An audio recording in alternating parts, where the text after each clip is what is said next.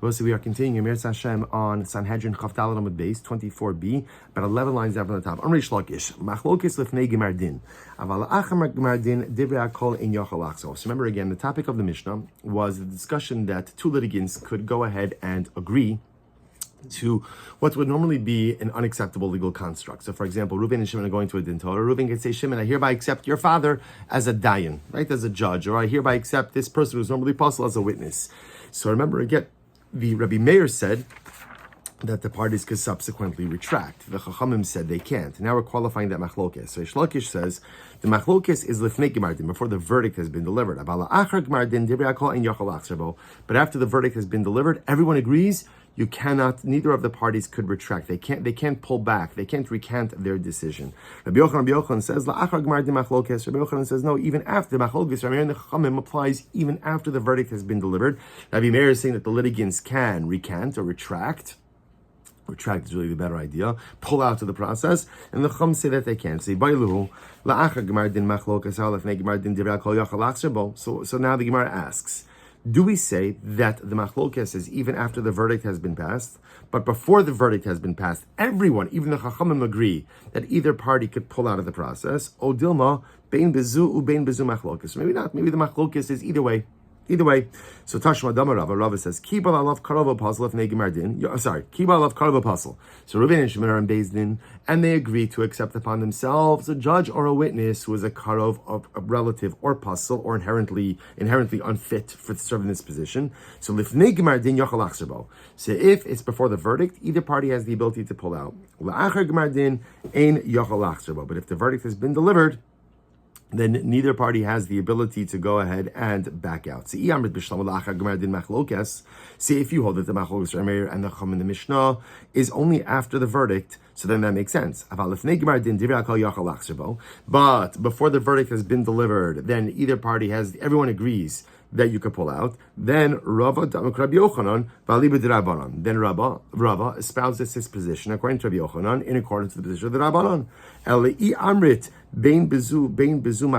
But if you hold that it's a machlokes, whether or not you could pull out before the verdict or after the verdict, Rava de Amar Kiman. Who is Rava saying like Alalav Shmamina la'achar gemar din machlokes shmamina? Rather, what do you see from here? You see from here that interestingly enough, the machlokes between Rabbi Meir and the Chachamim is after the verdict has been delivered, right? So after the verdict has been delivered, Rabbi Meir says that since this is a compromised legal construct, you could still pull out, and the Chachamim say after the verdict you cannot. Shalach le Rav Nachman Barav Rav Nachman Bar Yaakov. So Rav Nachman Barav sent to Rav Nachman Bar Yaakov. Yilamdeinu Rabbeinu, Rabbi teach us lifnei gemar din machlokes or la'achar gemar din machlokes. What's the machlokes Rabbi Meir and the Chachamim in the Mishnah? Is it only before the verdict has been delivered? Or is it even before the verdict has been delivered? Or only after the verdict has been delivered? Furthermore, after you qualify the machlokes, can you tell me who does the halacha follow? So shalach le la'achar gemar din machlokes. So he sent back the machlokes in Rabbi Meir and the Chachamim. The Mishnah is only after the verdict has been delivered. V'halacha k'divrei Chachamim. The halacha is that after the verdict has been delivered, neither party has the ability to pull out, even though they were both part of a compromised legal construct. Rav Ashi Amar Hachi Shalach Le Be'atin Lecha Machlokes Obamacha Lecha Machlokes. Rav Ashi said, no. Here was what Rav Nachman Barav sent Rav Nachman Bar Yaakov. This goes back to Amud Aleph. Is the machlokes in the case of etein lecha, right? I'll agree to this compromised legal construct and I'll give you if I lose. Or is that machlokes? Or b'machol lecha machlokes? V'halacha k'divrei Meir. Who does the halacha follow? Shalach lei. He responded back, be'etein lecha machlokes. The machlokes Rabbi Meir and the Chachamim is in a case of etein lecha, right? Where again, Reuven and Shimon, let's say Reuven says, Shimon, I agree to use your father, and if I lose, I'll give you. That's where Rabbi Meir says you can pull out, and the Chachamim say you can't pull out.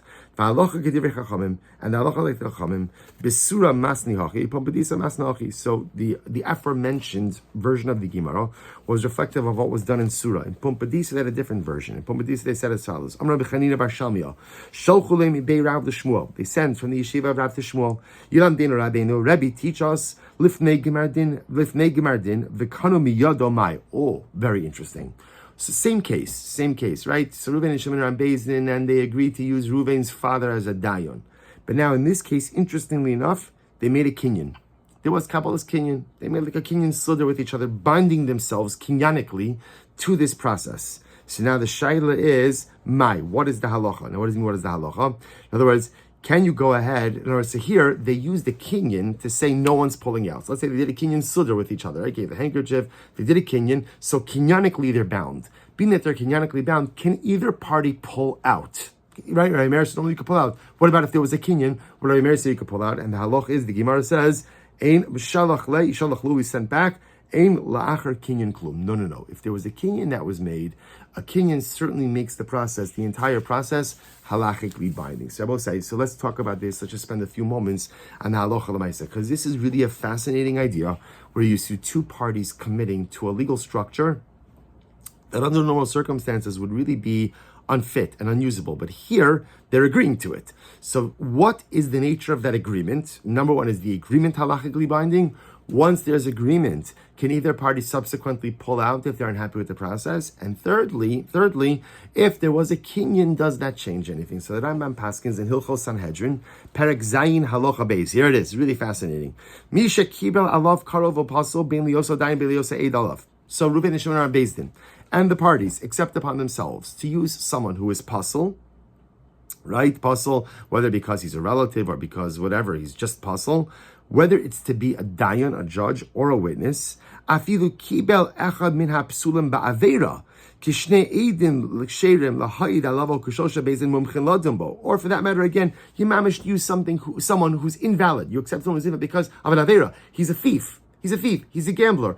But yet again, the parties accepted this individual as a judge. They agreed. We accept him as a judge. We accept him as a dayan. Bein shekibel al atzmo la'abi zichu yosef v'limcha mashayoton apien.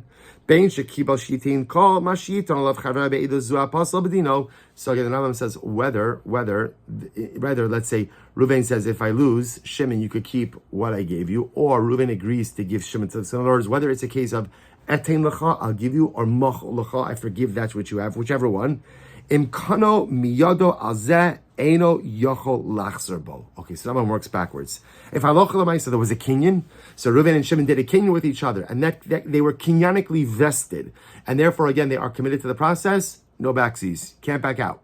The halacha is it remains, and that's it. On the other hand, vim lo kano miyado yochol lachzer bo ashi gamar hadin. If there was no kinyan, then either party could back out of this up until the point that the verdict is delivered. Nigmar hadin, but if the verdict was already handed down and action was taken as a result of that verdict, neither could back out of the process. So therefore, halacha l'maisa, the Rambam essentially says like this. First of all, so therefore, number one, this concept does exist in halacha, where two parties can commit to a legal process that involves someone who's normally a karov or apostle if both parties agree. So that becomes a binding legal construct. If they make a kinyan, kinyanically committing themselves to the process, can't get out. That's it. You're stuck with this process, and you got to see it through.